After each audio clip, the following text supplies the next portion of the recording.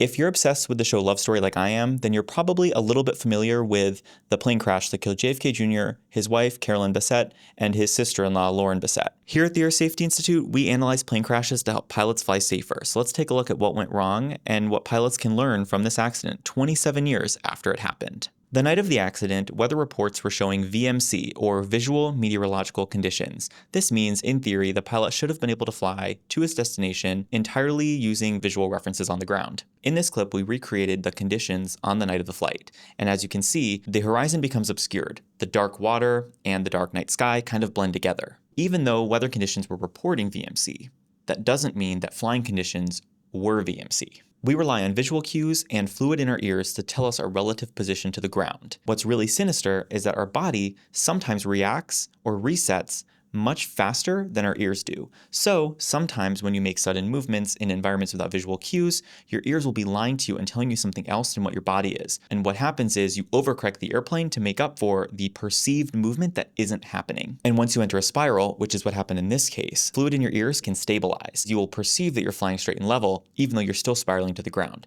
We don't know if that's exactly what happened in this case, but it is likely that the pilot and the passengers may not have realized that they were spiraling to the ground until it was too late. Just because you can legally fly in certain conditions does not mean you can safely fly in those conditions. And this is a perfect example of how a weather report reporting visual conditions can be misleading, especially if you're flying over water and at night. Since this accident, general aviation accidents have been on the decline. GA is safer than ever before. However, that doesn't mean we shouldn't be vigilant and use these old accidents to learn lessons for the future.